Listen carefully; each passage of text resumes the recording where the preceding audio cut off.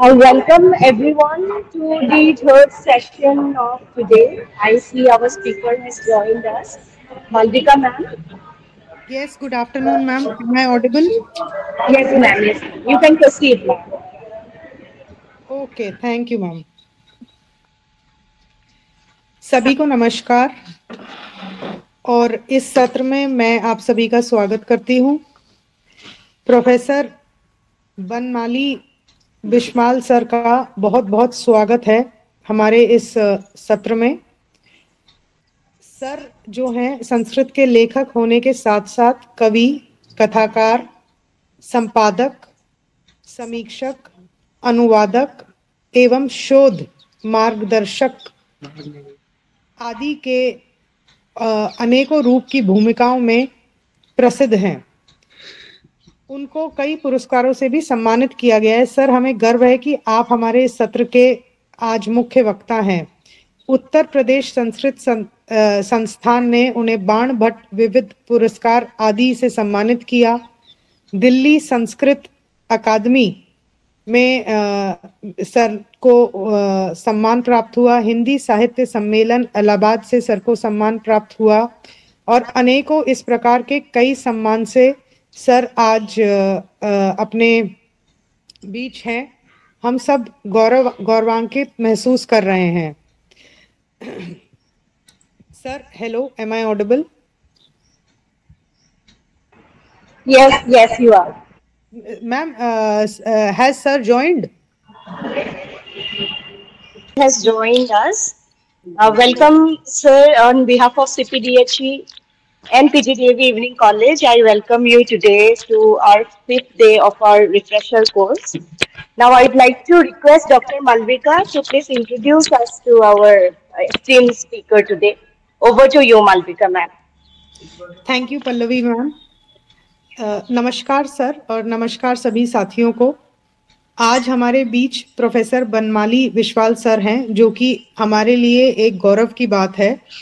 Sir का परिचय देना अपने आप में बड़ी बात हो जाएगी, क्योंकि सर के बारे में हम सभी जानते हैं कि सर ने कितनी गहन अध्ययन के साथ कई पुरस्कार भी प्राप्त किए हैं। प्रोफेसर बनमाली बिस्वाल मौलिक संस्कृत लेखक होने के साथ साथ कवि, कथाकार, संपादक, समीक्षक, अनुवादक एवं शोध मार्गदर्शक के रूप में हमारे शैक्षिक भूमिकाओं में काफी प्रसिद्ध नाम है। वे संस्कृत भाषा एवं साहित्य के लिए अपने जीवन को, अकादमिक जीवन को उन्होंने समर्पित किया हुआ है। अपनी साहित्यिक उपलब्धि के लिए उन्हें उत्तर प्रदेश संस्कृत संस्था से बाण भट्ट विविध पुरस्कार आदि, दिल्ली संस्कृत अकादमी एवं इलाहाबाद एवं हिंदी साहित्य सम्मेलन इलाहाबाद जैसे कई पुरस्कारों से सर को सम्मानित किया। सर ने प्राचीन ग्रंथों की अनुवाद करके हमें आसान भाषा। नमस्ते नमस्ते नमस्ते। हाँ, मेरी आवाज आ रही है? मेरी आवाज आ रही? हाँ, आ रही जी। भागर्थाविव संपृक्तौ भागर्थ प्रतिपत्तये जगतः पितरौ वन्दे पार्वती परमेश्वरौ। नीलाचल निवासाय नित्याय परमात्मने बलभद्र सुभद्राभ्यां जगन्नाथाय ते नमः। सबसे पहले मैं आयोजकों को नमस्कार करते हुए आप सभी को धन्यवाद देना चाहता हूं कि आपने इस अवसर पर मेरा स्मरण किया और मुझे एक व्याख्यान के लिए आमंत्रित किया। साथ ही इस रिफ्रेशर कोर्स में जो प्रतिभागी यहाँ उपस्थित हैं ऑनलाइन माध्यम से या अन्य किसी प्रकार से, मैं आप सभी का हार्दिक स्वागत एवं अभिनंदन करता हूं। मुझे जो विषय दिया गया है और जिस विषय पर मैंने अपनी स्वीकृति दी है, वह विषय है संस्कृत वाङ्मय में, विशेषकर संस्कृत साहित्य में जनजाति संस्कृति। जैसा कि आप सभी जानते हैं, जनजाति यह एक समस्त पद है। हम समस्त पद कहते हैं संस्कृत में, जो समास युक्त पद है उसको समस्त पद कहते हैं। जनजाति, जन और जाति, और कैसे समास हुआ हम आगे इस पर चर्चा करेंगे। लेकिन दो शब्द इसमें मुख्यतः, पूर्व पद जन और उत्तर पद जाति। सबसे पहले हम जन एवं जाति शब्द पर संस्कृत वाङ्मय में क्या स्थिति है उस पर थोड़ा आलोकपात करते हुए, फिर जनजाति की क्या स्थिति है, जनजाति संस्कृति की क्या स्थिति है संस्कृत वाङ्मय में, इस पर हम लोग चर्चा करेंगे। तो जैसा कि आप सभी जानते हैं, संस्कृत सिर्फ एक भाषा नहीं है, संस्कृत एक संस्कृति है। वह संस्कृति है जिसे हम अनेक नामों से जानते हैं। वैदिक संस्कृति, सनातन संस्कृति और भारतीय संस्कृति। वस्तुतः कोई भी संस्कृति समाज के प्रभाव से अलग नहीं रह सकता है, और कोई भी समाज संस्कृति के प्रभाव से अलग नहीं रह सकता है। यदि वह भारतीय संस्कृति है तो भारतीय समाज में, समाज से वो कभी अछूता नहीं रहेगा। इस प्रकार संस्कृत या संस्कृति, उसका एक संबंध अनेक सूक्तियों में देखने को मिलता है। उनके साहित्य ग्रंथों में, उनके शास्त्र ग्रंथों में। जैसे एक सूक्ति प्रसिद्ध है, भारतस्य प्रतिष्ठे द्वे संस्कृतम संस्कृतिस्तथा। भारत की दो प्रतिष्ठा है, एक संस्कृति और एक संस्कृत। तो इसलिए हम संस्कृत साहित्य में जनजाति संस्कृति की बात करेंगे। जनजाति संस्कृति वो भी भारतीय संस्कृति है। तो इसलिए संस्कृत के परिप्रेक्ष्य में इस पर विचार होना बहुत आवश्यक है। मेरे इस व्याख्यान में जो जन जन की भाषा कहे जाने वाली संस्कृत और उसके साहित्य का आदिवासी समाज, जनजाति यानी आदिवासी समाज एवं उनकी संस्कृति पर कैसा प्रभाव है, इस पर विचार करेंगे। मोटे तौर पर जनजाति शब्द आदि मनुष्य का द्योतक है। मैं इस पर चर्चा विस्तार से करूंगा। जो आदिवासी समाज है, उस शब्द का अर्थ है आदिम मानव। दूसरे शब्दों में कहें तो मेरे इस व्याख्यान का विषय जो आदिम मानव समाज है, उस पर जो आदिम भाषा है, जो प्राचीन भाषा है संस्कृत, उसका कैसे प्रभाव है, ये हम बताना चाहते हैं। संस्कृत साहित्य में आदिवासी समाज का वर्णन किस प्रकार किया गया है, ये हम व्याख्यान के उत्तरार्ध में बताएंगे। तो जो जनजाति शब्द है, उसके जो पूर्व पद में जो जन शब्द है, उस जन शब्द पर कुछ विचार रखना चाहते हैं। जन यानी लोग, समाज। जन, लोक, समाज, ये सब पर्यायवाची हैं। क्योंकि जायते इति जनः, ये जन शब्द की व्युत्पत्ति लभ्य सर्वमान्य अर्थ है। जो जन्म लेता है वो जन है। हम आदिम जनजाति कहने से आदिम मानव क्यों कह रहे हैं, इसको मैं बताना चाहता हूँ। जायते इति जनः, जो जन्मना, जन्म होने से वो जन हो गया। जनि प्रादुर्भावे एक धातु है, उससे, उस धातु से अच प्रत्यय के योग से जन शब्द निष्पन्न होता है। जन इस शब्द के कई अर्थ हो सकते हैं। तो जन शब्द का एक अर्थ है प्राणी या जीवित प्राणी, इसको कहते हैं ये क्रीचर, ये लिविंग बीइंग। वो लिविंग बीइंग कोई भी प्राणी हो सकता है, और मनुष्य भी एक प्राणी है, तो मनुष्य भी है। संस्कृत साहित्य में जन शब्द का प्रयोग प्रायः इस अर्थ में किया जाता है कि अब हम इसके लिए साहित्य पर जाना चाहेंगे।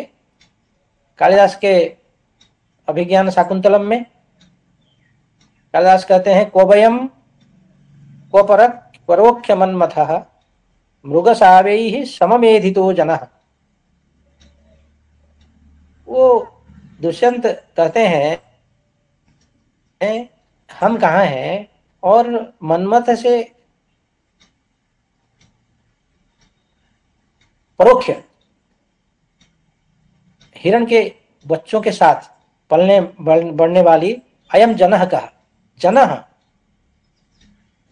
तो ये शकुंतला के लिए जन शब्द प्रयोग है। ये सामान्य जन अर्थ में है।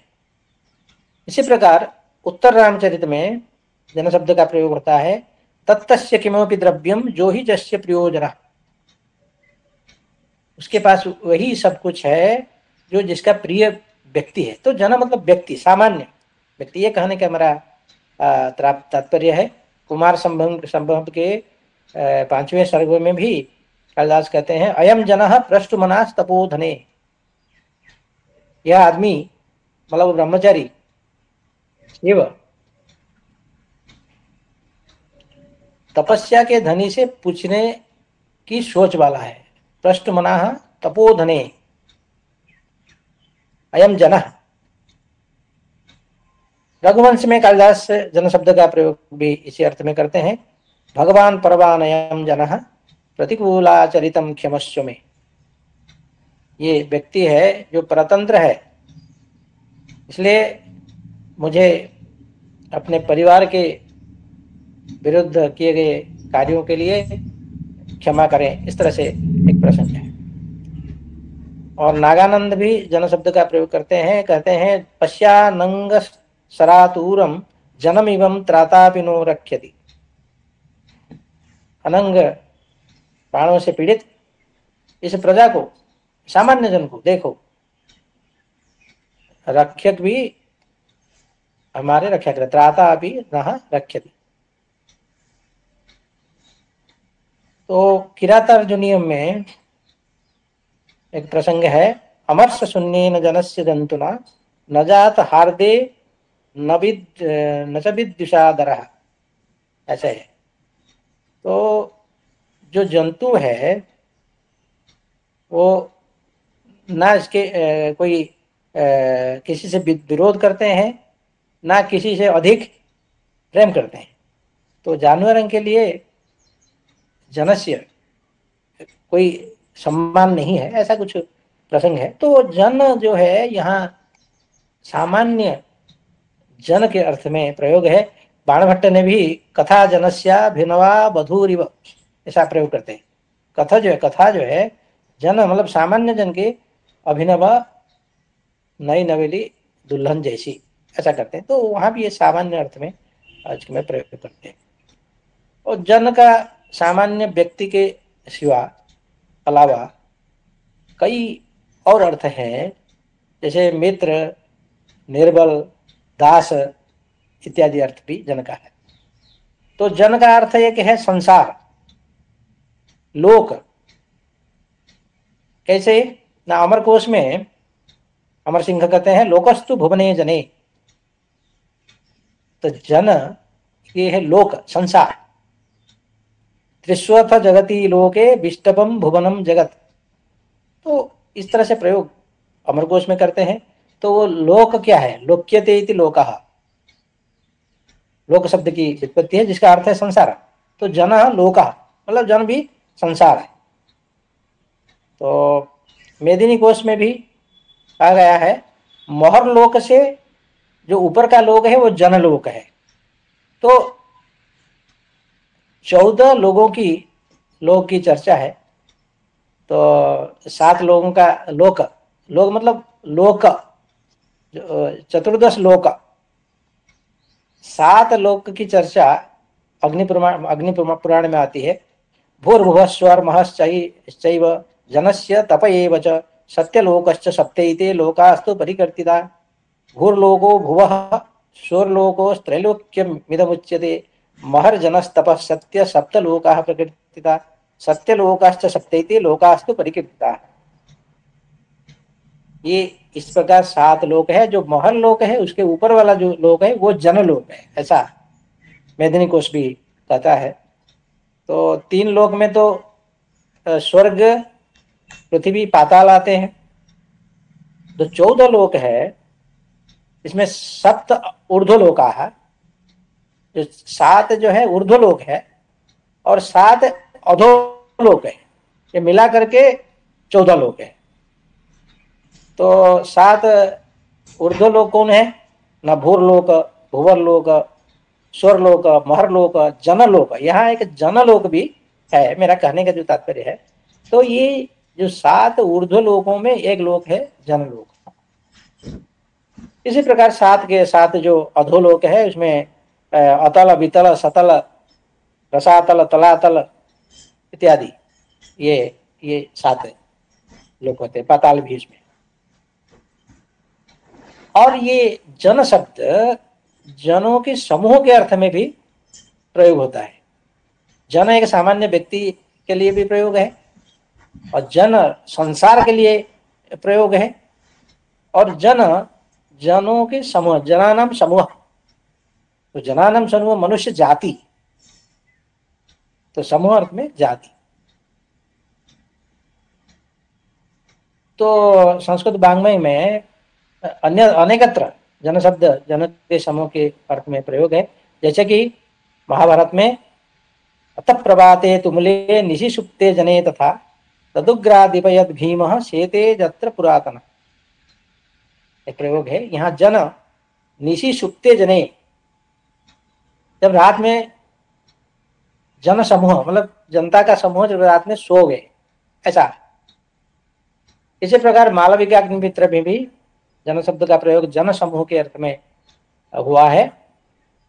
एवं जनो गृह्णाति, ऐसा प्रयोग। जनो गृह्णाति मतलब जनानाम समूह गृह्णाति, जनों का जो समूह ऐसा मानता है, ऐसा इसका अर्थ है।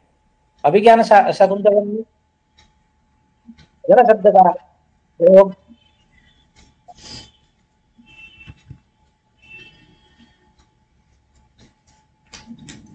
लोगों के समूह के अर्थ में किया गया है।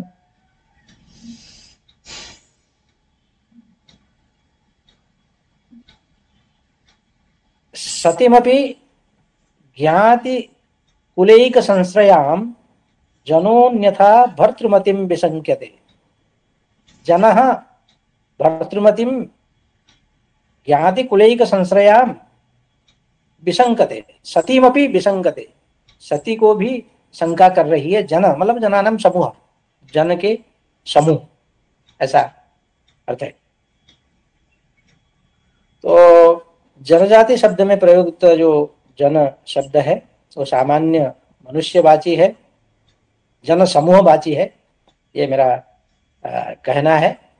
और इसी अर्थ को ध्यान में रखते हुए हम जनजाति शब्द की संक्षेप में कुछ व्याख्या करना चाहेंगे।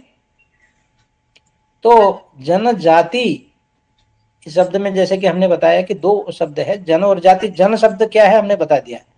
जन सामान्य व्यक्ति है, जनता जनों के समूह है, और सामान्य जनों को समूह होने से ये सामान्य मनुष्यवाची है, ये हमने बताया। फिर अभी जाति शब्द पर थोड़ी सी बात करना चाहूंगा। जाति यानी गोत्र। तो जाति, कुल, जिसको अंग्रेजी में रेस, फैमिली, लिनिएज ऐसा शब्द प्रयोग होता है। जायते अस्यामिति जाति ही। अस्याम मतलब जिस गोत्र में जन्म होता है वो जाति है। जन व्यधिकरण इस धातु से 3 प्रत्यय के योग से जाति शब्द का निष्पन्न होता है। इसका अर्थ होता है गोत्र। जाति मतलब गोत्र। और जाति का अर्थ जन्म, ये भी है। जन्म मतलब पैदा होना, बार्थ। जन्म भावे धातु से 3 प्रत्यय से ये जाति शब्द बनता है, जिसका अर्थ है जन्म। जाति शब्द का अर्थ है जन्म। जातिर जातम तो सामान्यम। अमरकोश कहता है जातिर जातम। जाति मतलब सामान्य अर्थ में जातम मतलब पैदा हुआ, ऐसा अर्थ है। जाति ही सामान्य जन्मनः। सामान्यतया जाति जन्म को जाति कहते हैं, ऐसा। तो इसलिए जन्मना जायते शूद्रः इत्यादि कहते हैं। मतलब जाति, जब जन्म होता है आदमी सब समान होते हैं, मतलब किसी का कोई जाति नहीं होती है। तो जाति का मतलब जन्म द्वारा निर्धारित अस्तित्व के एक रूप है। जैसे ये कहेंगे कि ये जाति से ब्राह्मण, तो जन्म द्वारा निर्धारित एक अस्तित्व है। और जाति एक जनजाति एक पुरुषों का वर्ग है, एक मनुष्यों का वर्ग है। ये इसको ये आदिवासी अर्थ में है। एक्चुअली ये कास्ट, ट्राइब और क्लास ऑफ मेन अंग्रेजी में इसको कि बेणी संहार में कहा गया है, अरे मूढ़ जात्याचेद अवध्यो हम ऐसा सा जाति। अगर कोई जाति से अबद्ध है, ऐसा ही मेरा जाति है। अरे मूढ़ मतलब अरे मूर्ख, अगर मुझे जाति से मारा जाना है तो वो वही मेरी जाति है। जाति एक वर्ग को भी बोध कराता है, जो जिसको कहते हैं प्रजाति। प्रजाति, जाति मतलब प्रजाति, जीनस, ये क्लास, स्पेसीज, ये जो अर्थ है वो एक जाति का यह भी अर्थ है। और जाति का अर्थ संस्कृत में धर्म भी है। जाति मतलब धर्म, वो जाति जो जन्म से प्राप्त होती है, वो जाति जो है, जो धर्म जन्म से प्राप्त होती है, वो उसका धर्म है। वे गुण जो किसी वर्ग के लिए विशिष्ट होते हैं वो उसका धर्म है, कहते हैं ना। और उसे अन्य सभी से वो अलग करता है। जैसे संस्कृत में हम प्रयोग करते हैं गोत्व। गोत्व मतलब गोत्व जाति, गोवंश, अश्वत्व, अश्व जाति। तो अश्वत्व कहने से वो गोत्व, गो से इसको अलग करता है। मनुष्यत्व कहने से मनुष्य को अन्य प्राणियों से अलग करता है, तो वो उसका धर्म है, मनुष्यत्व धर्म है। तो मुग्धबोध व्याकरण में तो जाति का ऐसा लक्षण कहा गया है। आकृति गहना जातिर लिंगन्नाच न सर्वभाग सकृदाख्यात निर्ग्राह्या गोत्रम च चरणैः सह। तो इस लक्षण से जाति के 4 अर्थ वहां बताए गए हैं। हम उसको डिटेल में नहीं जाएंगे क्योंकि वो बहुत अपेक्षित नहीं है इसको डिटेल में जाने की। ये जो 4 अर्थ है वो है आकृति ग्रहण, एक है आक्रियते व्यज्यते अनयायते आकृति ही। आकृति अर्थ जाति, संस्थान। आकृत्या ग्रहणम ज्ञानम जस्या सा जाति, आकृति ग्रहण, ऐसा उसका अर्थ है। तो जैसे देना मनुष्य गो मृग हंसादिनाम पृथक पृथक संस्थानैः व्यज्यमाना मनुष्यत्व गोत्व मृगत्व हंसत्वादि जाति ही। ये हंसत्व, मनुष्यत्व, ये एक जाति होती है। ये जात, ये आकृति ग्रहण जाति, जैसे हमने ऊपर बताया है। फिर लिंगनाच न सर्वभाग, वो भी एक जाति है। और एक जाति का है गोत्र, एक अर्थ है। और चरण हिस्सा, इस प्रकार 4 अर्थ वहां जाति का मुग्धबोध के जो लक्षण के अनुसार संभव है। तो उस पर हम ज्यादा विस्तार में नहीं जाएंगे। तो हम जनजाति शब्द पर आते हैं। जनजाति जनानाम जनस्य वा जाति ही जनजाति, अथवा जन एव जाति, जन ही जाति है, मनुष्य ही जाति है, मनुष्य जाति। और जनानाम, जनस्य, जनों का, मनुष्यों का जाति, मनुष्यों की जाति। इस तरह से कुछ स्थलों पर उपलब्ध या निवास कर रहे हैं लोगों का एक समूह या वर्ग, जो आमतौर पर एक ही पूर्वज के वंशज होते हैं, जो सभ्यता, संस्कृति आदि की दृष्टि से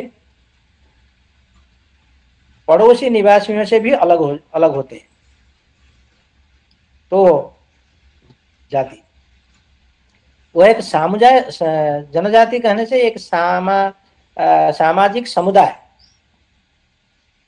जनजाति यानी एक सामाजिक समुदाय जो राज्य के विकास से पहले अस्तित्व में थे। इसीलिए कहते हैं आदि मानव।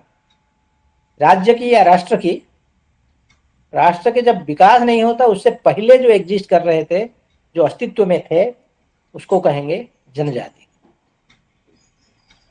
इस प्रकार जनजाति भारत के आदिवासियों के लिए इस्तेमाल किया जाने वाला एक वैधानिक शब्द है।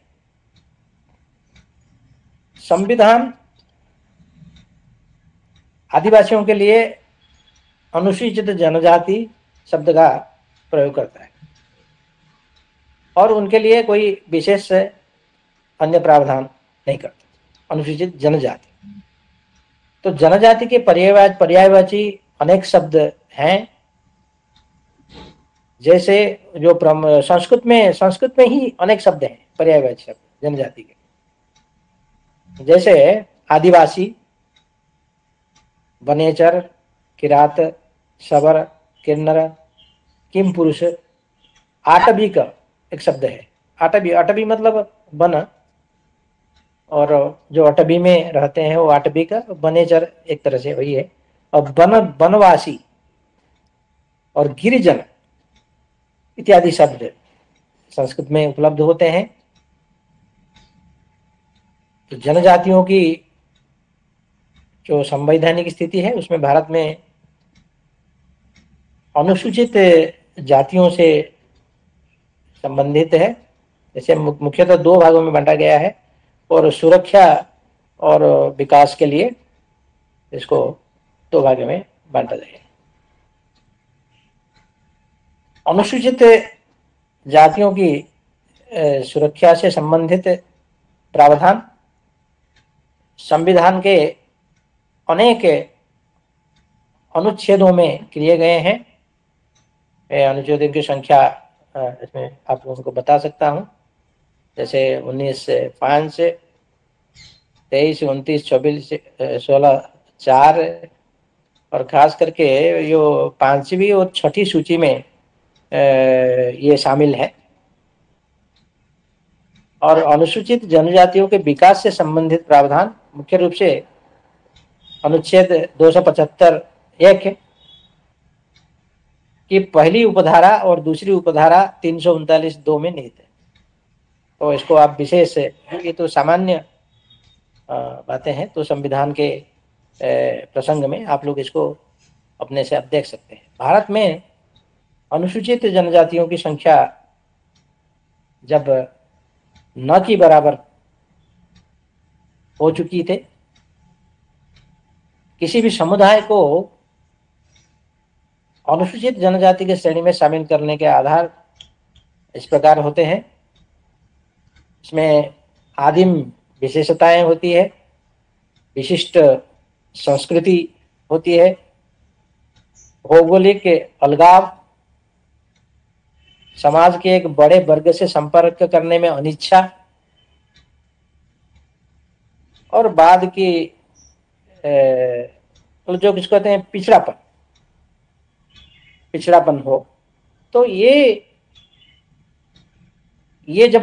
जो विशेषताएं जब होती है तब उनको अनुसूचित जनजाति के श्रेणी में शामिल करने का प्रावधान किया जाता है। इसी आधार पर किया जाता है, कहने का तात्पर्य यह है, इसी आधार पर किया जाता है।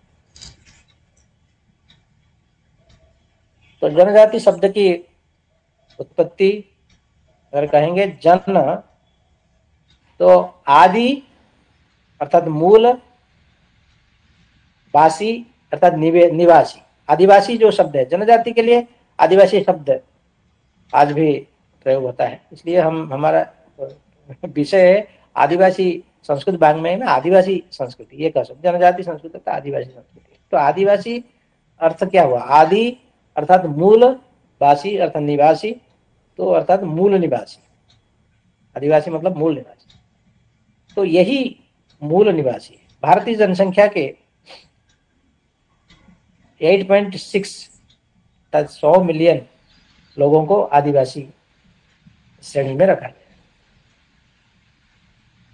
भारतीय जनजातीय समुदायों में गोंड, मुंडा, खड़िया, हो, बोडो, भील, खासी, सहरिया, गरासिया, संथाल, उनराव, इस तरह से अनेक नाम है, समुदाय है, जनजातीय के समुदाय अनेक हैं। महात्मा गांधी ने इन जनजातियों के लिए, इन आदिवासियों के लिए गिरिजन शब्द का प्रयोग किया। आदिवासी लोग आमतौर पर उड़ीसा, मध्य प्रदेश, छत्तीसगढ़, उत्तराखंड, हिमाचल प्रदेश, राजस्थान, गुजरात, आंध्र प्रदेश, बिहार, झारखंड, पश्चिम बंगाल और अन्य राज्यों में रहते हैं। जो प्राचीन संस्कृत वाङ्मय में किन जनजातियों की चर्चा है, किन जनजाति संस्कृति की चर्चा है, उस पर हम विशेष बात करना चाहेंगे। जैसे एक नाम है किम पुरुष और किन्नर। किम पुरुष और किन्नर, नर और पुरुष, और किम शब्द उसमें लगाने से ये हो गया किन्नर या किम पुरुष। ये प्राचीन साहित्य में, प्राचीन संस्कृत साहित्य में इन दोनों नाम का उल्लेख है, आता है। किन्नरों को ही किम पुरुष शब्द से अभिहित किया गया है। जो किम पुरुष या किन्नर होते थे उनमें से कुछ किन्नरों के घोड़े जैसे मुंह भी होते थे, इसलिए अश्वमुख, अश्वमुखी, अश्वमुख इत्यादि शब्द का प्रयोग वहां मिलता है। ऋग्वेद से ज्ञात होता है कि किन्नर यक्षों और नागों से संबंधित थे। राहुल संकृत्यायन ने कहा है कि किम पुरुष के ट्रांसवेस्टाइट के एक दूसरा संस्कृत नाम है। पुराण के अनुसार किन्नर, पुराण में किन्नर शब्द का प्रयोग आता है, और पुराण के अनुसार किन्नर प्रतिबिंब से पैदा हुए हैं, ऐसा वहां पर उल्लेख है। तो इस तरह से कथा है कि एक बार ब्रह्मा ने अपना प्रतिबिंब देखा, और वह प्रतिबिंब अत्यंत सुंदर आकृति का था।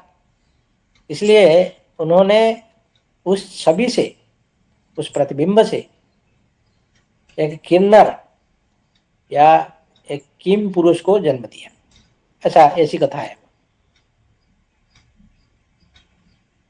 प्राचीन साहित्य में जनजातियों की चर्चा हम संस्कृत साहित्य से ही करेंगे, क्योंकि सबसे प्राचीनतम साहित्य अगर हमारे भारत में उपलब्ध है वो संस्कृत साहित्य है।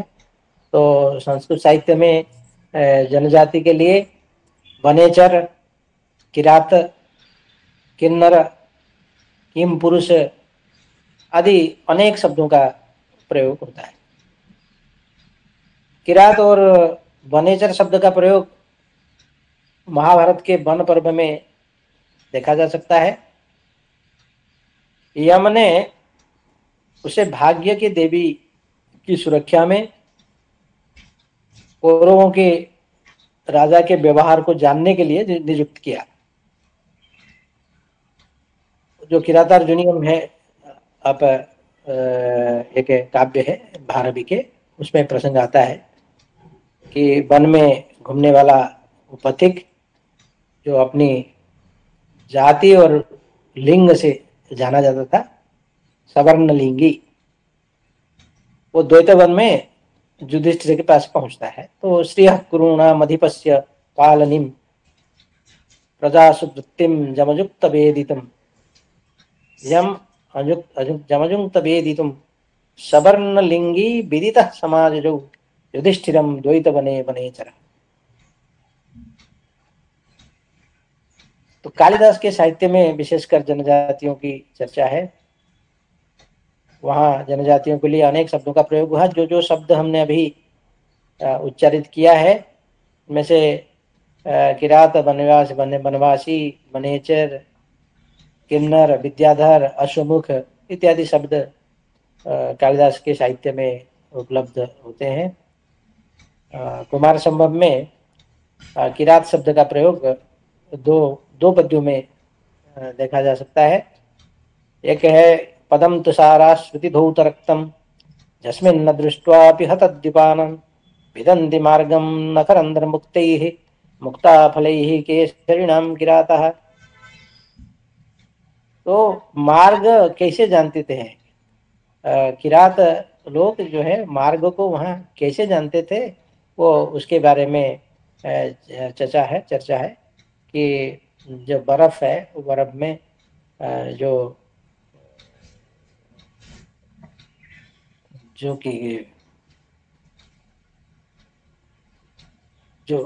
केसरी नाम केसरी मतलब सिंह, उनके जो पद चिन्ह से, जो नाखून से वो बर्फ में जो रक्तवर्ण हो जाता था, क्योंकि वो जो गज हाथियों पर हमला करके जो आते थे तो उनके नाखून में जो खून लगा रहता था, वो खून जब बर्फ के ऊपर पड़ता था उसमें वो जो लाल रंग हो जाता था, उसको देख करके वो किरात लोग वो मार्ग जानते थे, यही मार्ग है। तो ऐसा प्रसंग है। और एक अलग प्रसंग है भागीरथी निर्जरसीकरणम बूढ़ा मुहुः कंपित देवदार जदवायुरन्युष्ट मृगैः किरातैः आसेव्यते भिन्न शिखंडी वर्षा। इस तरह से प्रयोग आता है। तो किरात उस समय शिकार में जाते थे तो वो कैसी स्थिति होती थी, और ये जो वायु है उसको किरातों के द्वारा अन्विष्ट मृगैः किरातैः, जो मृगों को खोजते हुए जो किरात जाते थे, तो वो जो भागीरथी निर्झर शिखराणाम बूढ़ा मुहुः कंपित देवदारु, भागीरथी गंगा है, भागीरथी के किनारे जो देवदारू वन है, और वहाँ जो भागीरथी के निर्झर से जो वायु से जो कण ऊपर आ जाते थे, और देवदारू वृक्ष से जो वायु, जो ठंडा ठंडा हवा निकलता था, उस वायु को वो किरात जो मृगों के पीछे पीछे भागते हुए वो जब थक जाते थे, तो उस वायु से उनका जो श्रम अपनोदन होता था, जो शांति विश्रांति उनको उससे मिल जाती थी, ऐसा कुछ प्रसंग है। तो किरात मृगों का शिकार करते हैं, ऐसा उसमें एक प्रसंग है। तो एक बनेचर शब्द का भी प्रयोग होता है कुमार संभव में। जैसे बनेचराणाम बनिता सखानाम दरिगृहोच्छंग निषक्त भाषः भवन्ति जत्रो सदैव रजन्याम अतैलपूरः सुरतः प्रदीपः। तो वनवासी जो है वनेजर, वो जो गुफाओं में रहते हैं, तो वहाँ जो जड़ी बूटियाँ हैं, तो जड़ी बूटियों से जो एक जो जड़ी बूटियों का जो प्रकाश होता है, तो कुछ हिमालय क्षेत्र में ऐसे जड़ी बूटियाँ हैं जिनमें रात में अंधकार में उसमें से एक प्रकाश आता है। तो वो जो जड़ी बूटियों का जो प्रकाश है, वो जो है वो वनवासियों के लिए, जो गुफा में रहने वाले वनवासियों के जैसे दिया के काम करते थे। अतैल पूरा सुरत प्रदीपा। तो वो ऐसे दिया है, वो जड़ी बूटियाँ ऐसे दिया है जिसमें तैल की जरूरत नहीं पड़ती। बिना बिना तैल के जलने वाले दिए हैं वो जड़ी बूटियाँ। अच्छा, तो यहाँ बनेचर शब्द का प्रयोग, बनी जनेचराणाम बनिता सखा। और किन्नर, कुमार संभव में किन्नर शब्द का भी प्रयोग आता है। तो एक श्लोक में है, जहपूरयन कीचकरंध्र भागान दरी मुखोत्थेन समीरणेन उद्गास्यता मिच्छति किन्नराणाम तान प्रदायित्वमिवोपगंतुम।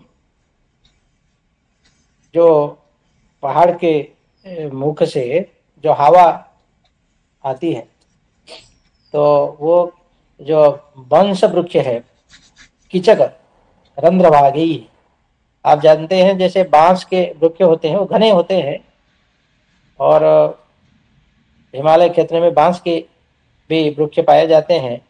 तो वो बांस के वृक्ष घने होते हैं और उसी के मध्य से जब वायु हवा पास करता है तो एक आवाज होता है। आप लोग कभी बांस के वन के पास या घने किसी जंगल के पास कभी हवा को पास करते हुए गुजरते हुए देखे होंगे, तो एक में एक आवाज निकलती है। वो एक बड़ा मधुर आवाज उसमें से निकलती है। तो कभी वहाँ कल्पना करते हैं कि वो जो है, जैसे जो किन्नर होते हैं वो गंधर्व के समान गाना प्रिय होते। तो वो जब किन्नर जो गा रहे हैं उसमें मान लीजिए वो जो हवा जब बांसों के रंध्र से गुजरती है, उसमें से जो आवाज निकलता है उसमें तान प्रदान कर रहे हैं, एक लय प्रदान कर रहे हैं। ऐसे जो है कवि की वहाँ कल्पना है। तो इसी प्रकार तो केवल जनजाति पुरुष की चर्चा कालिदास नहीं करते हैं। तो कालिदास के साहित्य में स्त्री विमर्श को भी अच्छे तरह से देखा जा सकता है। उन्होंने जब भी जिस किसी भी प्रसंग में बात किए हैं, स्त्रियों के अधिकार के लिए, स्त्रियों के सच्चरित्र, स्त्रियों के उदात्त गुण, ये सब के बारे में बहुत सारे चर्चा कालिदास करते हैं। इसलिए यहाँ जब किन्नर किम पुरुष की चर्चा करते हैं, वहाँ भी वो स्त्रियों की चर्चा किए बिना नहीं रहते हैं। तो अनेक जनजाति स्त्रियों की चर्चा, आदिवासी स्त्रियों की चर्चा कालिदास अपने साहित्य में करते हैं। जैसे एक शब्द का प्रयोग होता है वहाँ, विद्याधर सुंदरी। कुमार संभव में विद्याधर सुंदरियों का उल्लेख कालिदास करते हैं। न्यस्ताक्षरा धातुरसेन जत्र भुर्जत त्वचः कुंजर बिंदुशोणः व्रजन्ति विद्याधर सुंदरीणाम अनंगलेख क्रियोपयोगम। तो आप हिमालय जैसे ये पद्यों को आप देखेंगे, कालिदास हिमालय का ऐसा वर्णन करते हैं, पता लगता है। इसलिए बहुत लोग मानते हैं कालिदास का जन्म उत्तराखंड में हुआ है, हिमालय क्षेत्र में हुआ है। कबीठ एक गांव कहते हैं कि वहाँ कालिदास का जन्म हुआ है। और कालिदास ये नाम भी वहीं से, वहाँ के जो काली है, काली मठ के पास जो काली है, काली माता है, तो वहीं उन्होंने तपस्या किया था और वहीं से उनका कालिदास का नाम हुआ। तो बात चाहे जो भी हो, उज्जैनी में वो रहे, लेकिन हिमालय क्षेत्र से वे सर्वथा परिचित थे, ऐसा उनके साहित्य से पता लगता है। वो जैसा वर्णन करते हैं, जैसे लगता है कि उनका बचपन भी वहीं बीता है और जंगल जो पर्वतीय वन है, पर्वतीय जंगल है, तो जो नदियां हैं उनकी जो वातावरण है उससे वो भली भांति परिचित थे। उनके पद्यों से ऐसा मिलता है। जैसे एक पद्य, जिस पद्य का उल्लेख हमने किया है, न्यस्ताक्षरा धातुरसेन जत्र भुजत्वचः कुंजरबिंदुशोणः रजन्ति विद्याधर सुंदरीणाम अनंग लेखत्रे उपयोग। तो इसमें कालिदास के समय की जो लेखन प्रणाली है उसका भी ज्ञान हमें हो जाता है। भुजत्वच ये होता है भुजपत्र, भोजपत्र जिसको कहते हैं। तो लेखन के लिए भारत में अनेक प्रकार के लिप्यासन का प्रयोग हुआ है, जिसमें कुछ पत्रों से भी वो लेखन सामग्री बनाए जाते थे। जैसे एक है ताड़पत्र, अब जैसे, और एक भोजपत्र। तो इधर पूर्व और दक्षिण क्षेत्र में जैसे ताड़पत्र पाए जाते थे, वैसे उधर उत्तर के क्षेत्र में, हिमालय क्षेत्र में वो भूर्ज पत्र कहने से ये कोई पत्र नहीं है। तो जो भूर्ज वृक्ष है उसका जो छाली है, वृक्ष की छाली, भूर्ज त्वचा, त्वचा मतलब चमड़े, तो छाली, वृक्ष की जो छाली, बलकल, तो उस पर लिखा जाता है। तो वो कुंजर बिंदु सोना है, जो हिमालय में सिंह हाथियों के शिकार करते थे, ये चर्चा बार बार कालिदास करते हैं। तो उसमें जो करते थे, उसमें जो रक्त की छींटा वो जब वहां पड़ जाता था भुर्ज ये त्वचा पर, तो लगता था कि जैसे धातु रस से वो वहां लिखा गया। ये जो विद्याधर सुंदरी की चर्चा हम यहाँ कर रहे थे, तो विद्याधर सुंदरी, विद्याधर एक संप्रदाय है, जनजाति है। तो उनकी जो स्त्रियां हैं, प्रेमिकाएं हैं, वो जो प्रेम पत्र लिखते हैं तो वो उसी से लिखते हैं, ऐसा धातु रस से ऊर्ज पत्र पर लिखते हैं, ऐसा एक वहां प्रयोग है। और एक प्रयोग है अश्वमुखी। कुमार संभव में अश्वमुखी का वर्णन, कुमार संभव में ज्यादा उल्लेख इसलिए आ रहा है जनजातियों का, क्योंकि कुमार संभव में हिमालय वर्णन बड़ा विस्तृत ढंग से आरंभ से अस्तित्वश्याम दिशि देवतात्मा हिमालयो नाम नगाधिराज, यहाँ से लेकर के पूरे प्रथम सर्ग के आदि भाग में हिमालय का जो वर्णन किया गया है। और हिमालय वर्णन के प्रसंग में अधिकतर जनजाति उनकी चर्चा वहाँ देखने को मिलती है। तो विद्याधर सुंदरी और अश्वमुखी, तो ये है कुमार संभव में अश्वमुखी का उल्लेख है।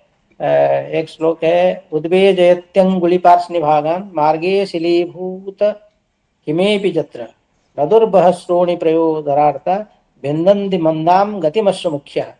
अश्वमुखी जो स्त्रियां हैं, जनजाति स्त्रियां हैं, तो वो यद्यपि जो पहाड़ के क्षेत्र है उसमें चलने में तो पैरों को पीड़ा होती है बर्फ की वजह से, फिर भी वो अपने जो शरीर की जो आकृति है, जो उसमें स्थूलता है, शरीर के विभिन्न अंगों में जो स्थूलता है, नदुर्बहश्रोणि प्रयोधरार्था भिन्दन्ति मंदाम गति मत्स्युज न भिन्दन्ति, मंदाम गतिम न भिन्दन्ति। अश्वमुखी, अश्वमुखी स्त्रियां अपनी जो मंद गति को नहीं छोड़ रही। तो जब आपके पाद में पीड़ा होती है, कहीं गर्म भूमि अगर गर्म है या ठंडा है, उसमें आप चलेंगे तो नेचुरली आप जल्दी जल्दी चलने का कोशिश करेंगे, लेकिन यहाँ अपने शरीर की भारीपन के कारण, स्थूलता के कारण ये अश्वमुखी स्त्रियां जो है अपनी मंद गति को नहीं छोड़ पा रहे थे, ऐसा एक उल्लेख है। साथ ही इतिहास और पुराणों में जनजातियों की चर्चा आती है। विभिन्न पुराणों में विभिन्न जनजातियों का उल्लेख मिलता है। तो पुराणों में जनजातियां, जो वर्णित जनजातियां हैं वो इस प्रकार हैं। किरात और किन्नर। वायु पुराण के अनुसार किन्नर अश्वमुख के पुत्र थे। अश्वमुख भी एक जनजाति का वर्ग है। किन्नर अश्वमुख के पुत्र थे। उनके कई समूह थे और इनका देश जो है महादेश किरात, उनके देश को किरात कहा गया था। उनका देश किरात है। इससे पता चलता है किरातों और किन्नरों के क्षेत्र हिमालय का क्षेत्र रहा है। महाभारत के अनुसार किरात हिमालय के दूसरे भाग में सूर्योदय गिरी में, सूर्योदय पर्वत में रहते थे और वे फल और मूल खाते थे। फल मूला आदि खा करके अपना जीवन निर्वाह करते थे और पहनने के लिए हिरण के खाल का इस्तेमाल करते थे, ऐसा वहां पर उल्लेख है। मनु ने मनुस्मृति में भी ये किरात शब्द का उल्लेख किया है। तो कहते हैं वहां मनु कहते हैं जो किरात कर्म नहीं करते थे, निकम्मे होते थे, उनको शूद्र कहा जाता था, वही शूद्र बन जाते थे। तो किरात ही जो कर्म नहीं करने वाले किरात है वो शूद्र बन जाते थे, ऐसा मनुस्मृति में उल्लेख है। तो किन्नर, जक्ष और गंधर्व, ये तीन जो शब्द है वो पुराणों में इसका भी उल्लेख है। जैसे मत्स्य पुराण से ज्ञात होता है कि ऋषि कश्यप के समय में भारत में किन्नर और गंधर्व जाति के लोग रहते थे। श्री अलबरूनी किन्नर और जक्षों को हिमालय का मूल निवासी मानते हैं। किन्नरों का उल्लेख बौद्ध धर्म ग्रंथों में भी अनेकत्र देखने को मिलता है। तो जो पुराणों में और इतिहास में, प्राचीन इतिहासों में जो जनजाति का उल्लेख है, हमने तो संस्कृत साहित्य के आधार पर अभी जो जो संप्रदाय है उनके बारे में बताया। अभी एक पुराणों के अनुसार हम अभी थोड़ा बताएंगे। बताने के बाद फिर अपनी वाणी को हम विराम देना चाहेंगे। वो एक है खस। कुछ लोगों का मानना है कि खस एक ऐसा जाति है जो किरातों के बाद एक साथ आई है। तो किरातों के बाद एक खस जाति आई है। विष्णु पुराण के अनुसार खस जो है ऋषि कश्यप की क्रोधवसा नामक पत्नी का पुत्र थे। ऋषि कश्यप की पत्नी एक थी क्रोधवसा और उसके पुत्र जो है खस है। पुराण के अनुसार खसा राक्षसों और जक्षों के रिश्तेदार रही है। महाभारत में खसों को पापी जातियों में गिना जाता था। वायु पुराण में कहा गया है खस एक जाति थी जिसे सगर नष्ट करना चाहते थे, परंतु वशिष्ठ की कृपा से वो बच गए थे। तो इस तरह से खस है, एक मौन है। किन्नौर की सांगला घाटी में कमरू नाम के एक गांव है, प्राचीन नाम है, जिसका नाम मौन, उसका प्राचीन नाम जो है मौन मौन था। कुछ लोगों का मानना है कि मौन जनजाति के नाम पर इसका मौन जनजाति के नाम पर इसका नाम मौन रखा गया। मतलब जो मौन गांव है वो गांव का नाम मौन इसलिए है कि वहां की जनजाति जो है मौन है। एच फ्रेक के मतानुसार सोम भारतीय आदिम लोग थे। उन्होंने आजीविका के रूप में मवेशी चराने को भी अपनाया था। वे जंगली गायों और जंगली बकरियों को चराने के लिए दूर दूर तक एक स्थान से दूसरे स्थान पर ले जाते थे। ऐसा है कि और जाती है कोली। तो इतिहासकारों के अनुसार कोली समुदाय आर्यों से पहले किन्नर भूमि पर रहा करते थे। और विशेषज्ञ लोग पहाड़ी कोली को मध्य भारत और बिहार में कोहल वर्ग का मानते हैं। कोलियों को स्थानीय भाषा में यामांग के नाम से जाना जाता है। तो इस तरह से है कि ये कि चनाल जाति है। तो चनाल जो जाति के लोग हैं वो अछूत माने जाते थे और उन्हें स्थानीय भाषा में चनालसा या चनालाटे यह कहा जाता था।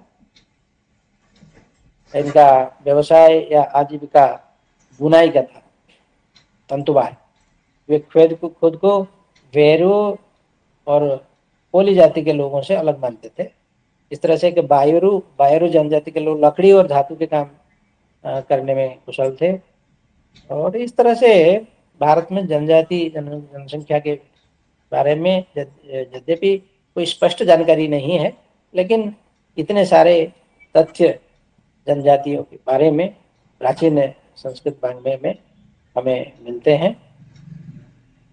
तो जनजाति की जो परिभाषा हमने अभी तक आपको बताया है उसमें विद्वानों की असहमति है। सभी की, कोई कुछ मानते हैं तो कोई कुछ मानते हैं। तो मुझे लगता है कि हमें और ज़्यादा नहीं समय देना चाहिए। हमें थोड़ा सा और कुछ जो पाणिनि और पतंजलि के समय के जो जनजाति के बारे में जो उल्लेख है उसके थोड़ा सा बता करके मैं अपनी वाणी को विराम दूंगा। तो पाणिनि के समय में जनजाति की क्या स्थिति थी? वास्तव में पाणिनि ने अष्टाध्यायी में कोई जनजाति का कोई स्पष्ट उल्लेख ऐसा नहीं किया, ऐसा कुछ स्पष्ट प्रमाण नहीं मिलता है। लेकिन एक सूत्र है पाणिनि के अष्टाध्यायी में, शूद्राणाम अनिर्वासिनाम। तो इस सूत्र में दो प्रकार शूद्रों का उल्लेख करते हैं। प्रथम है अनिर्वसित और दूसरा है निर्वसित। तो अनिर्वसित है वो एक जो हिंदू का समाज है, हिंदू समाज का एक अंग है अनिर्वसित, जो समाज में ही रहते हैं, हिंदू समाज का ही अंग है, कहने का तात्पर्य। तो जैसे तख्य है, तख्य मतलब जो बढ़ाई है, जो लकड़ी का काम करते हैं। अयस्कार है जो लोहार है, और रजक है धोबे या जो वस्त्र धोते हैं, रजक धोबी या तंतुबाय जो तंती। ये सब अनिर्वसित। अनिर्वसित मतलब वो समाज से अलग नहीं है, समाज के साथ है, समाज का अंग है। और दूसरा जो प्रकार है वो है निरवसित। निरवसित जो समाज से बहिष्कृत, जैसे जथा वो कहते हैं जथा चंडाल मृतपा, चंडाल है, मृतप, ये सब अनिर्वसित है। इस तरह से निरवसित और अनिर्वसित वो दो जाति की, दो वर्ग की बात पाणिनि करते हैं। जो अनिर्वसित है वो किसी उनके पेशे से उनको जाना जाता है वो, और जो निरवसित है वो चंडाल है। मृतपा शब्द का अर्थ है यहाँ जो शराब वाला पीते हैं, ऐसे है। तो और एक वर्ण, पाणिनि ने वर्ण शब्द का भी प्रयोग किया है। वर्ण शब्द का 3 अर्थ में उल्लेख है वहाँ। एक तो ब्राह्मणादि वर्ण के अर्थ में, यथा धर्मशील वर्णांताच एक सूत्र है, ब्राह्मणादि अर्थ में वहाँ वर्ण शब्द का प्रयोग हुआ। और एक लिंग अर्थ में वर्ण शब्द लिंग, सवर्ण लिंगी, जैसे भारत ने प्रयोग किया। तो जैसे वर्णात ब्रह्मचारिणी, वो अपने जो वर्ण मतलब लिंग से, चिन्ह से, जैसे दंड कमंडलु इत्यादि धारण किए हैं, उससे जटा, ये जो लिंग से वो उनका ये ब्रह्मचारी है, ऐसा पता लगता है। वो वर्ण, वर्ण लिंग है। और कहीं वर्ण मतलब रंग, रंगने के अर्थ में वर्ण कहते हैं ना, जैसे सफेद, लाल, ये सब वर्ण है। वो वर्णो वर्णेना, यहाँ जो इस सूत्र में पाणिनि इसको वर्ण को इस अर्थ में प्रयोग करते हैं, रंग के अर्थ में भी प्रयोग करते हैं। तीनों अर्थ में पाणिनि का प्रयोग मिलता है। परंतु वर्ण के इन 3 अर्थों में वर्ण शब्द तब जाति के रूप में व्यापक अर्थ में प्रचलन में था। जातियों में गोत्रों और चरणों को शामिल किया जाता था, गोत्रेय च चरणैः सह, जैसे हमने जो कहा। तो इस तरह से पतंजलि के समय में जो सामाजिक व्यवस्था थी, उसमें जनजाति की क्या व्यवस्था थी, थोड़ा सा बता करके हम अपनी बात करते हैं। तो महाभाष्य में 4 वेदों, चातुर्वेद्य और 4 वर्णों, चातुर्वर्ण्य और 4 आश्रमों का उल्लेख है। चतुराश्रम, चातुर्वेद्य, चातुर्वर्ण्य और चतुराश्रम, ऐसा उल्लेख है वहाँ महाभाष्य में है। गुणवचन ब्राह्मणादिभ्य कर्मणि च, इस सूत्र में, इस सूत्र की व्याख्या में भाष्यकार ने ब्राह्मणादिगण की चर्चा की है। गुणवचन ब्राह्मण और अन्य में,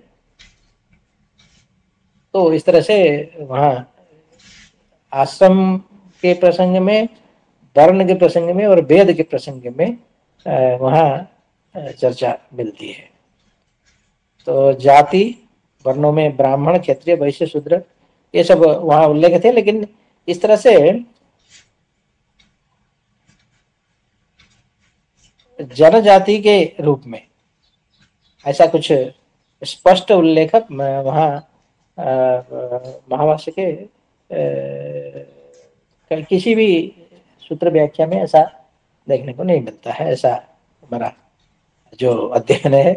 तो कुछ फिर ऐसे जो बौद्ध ग्रंथों में अन्यत्र भी जनजातियों के बारे में चर्चा है, लेकिन एक व्याख्यान में सब कुछ की चर्चा करना मेरे द्वारा संभव नहीं है।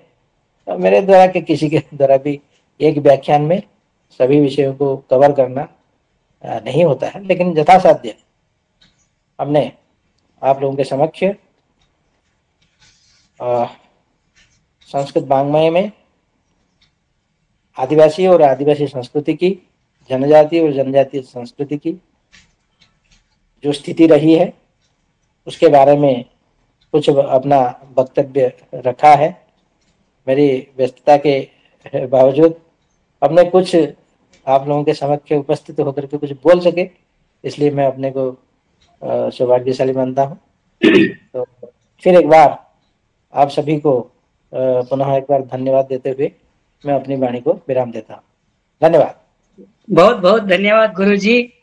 और आपके साथ हम 2018 में कलकत्ता में रामकृष्ण मठ में इसी विषय पर, जनजातीय विषय पर, संस्कृत साहित्य में जनजातीय विषय पर आपके साथ हम आए थे।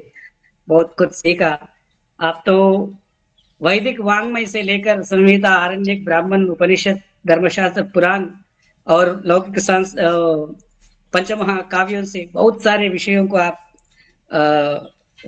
हमारे सामने रखा, चर्चा किया। जनि प्रादुर्भावे, जनि तो सारे जनता ही है सृष्टि में, परंतु जल, जंगल, जमीन और प्रकृति सिद्ध विषय से जुड़ के रहे, इस जनजाति लोगों के लिए ही इस चर्चा में बहुत सारे मिला।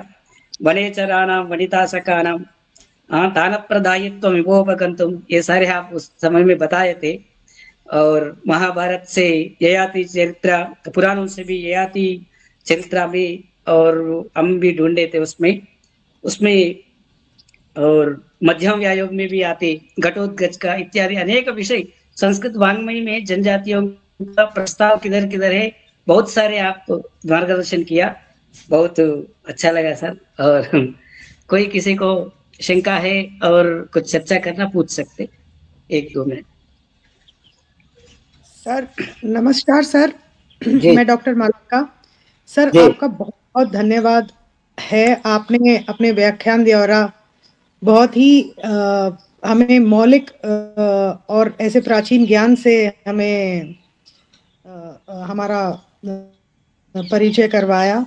सर मैं आपसे एक सवाल ये पूछना चाहती हूँ कि आज जो हमारे जनजाति है, हमारे आदिवासी लोग, क्या वो उनमें इस तरीके का प्राचीन और वैदिक काल का जो लेखन है, उल्लेख है, ये अभी भी उनमें पाया जाता है?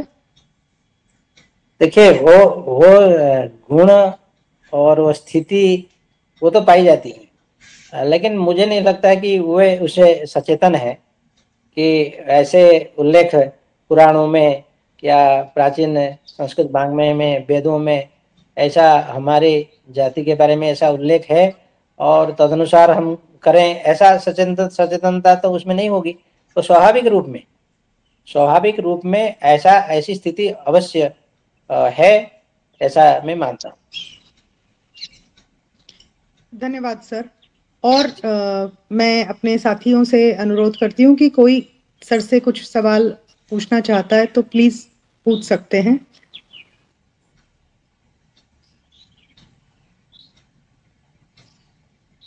सर आप संस्कृत हिंदी के इतने अच्छे वक्ता हैं, जिसे सुनकर लगा कि ये व्याख्यान थोड़ा सा और बड़ा होता ताकि हमें और कुछ विशिष्ट ज्ञान आपसे प्राप्त हम कर सकते।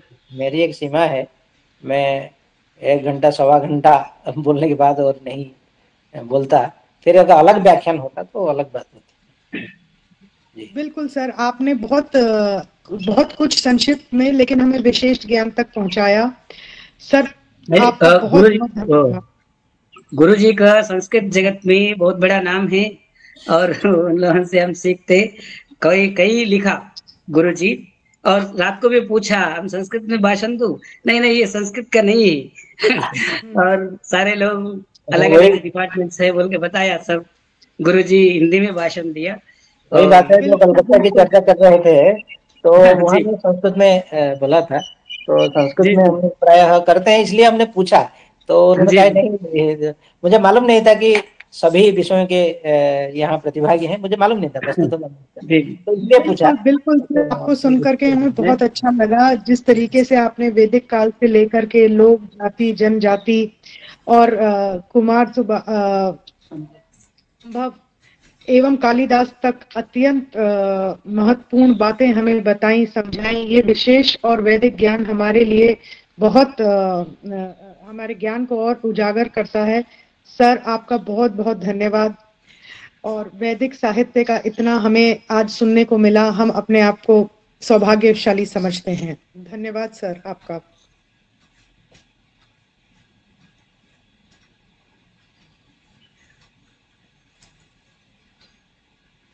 यही हम लोग इसको संपन्न करेंगे। Pallavi ma'am. Yes ma'am, since I don't see any queries in the chat box, so I would like to ask you to proceed with the vote of thanks, Malvika ma'am. Okay. Attendance देख लीजिए। हाँ, attendance link chat box में आ चुके हैं। Dear participants, please note. Over to Malvika ma'am for the vote of thanks. Okay sir, पुनः मैं आपका बहुत बहुत धन्यवाद करती हूँ। सीपीडीएचई की और जीडीएवी इवनिंग कॉलेज की तरफ से आपने अपने महत्वपूर्ण समय को हमारे साथ साझा किया। और इतना हमें आपने प्राचीन ज्ञान दिया, जो कि मुझे लगता है हम सब लोग एक बहुत अलग अलग फील्ड से आते हैं। संस्कृत और हिंदी में आपको सुनकर के सर हम सभी को बहुत अच्छा लगा।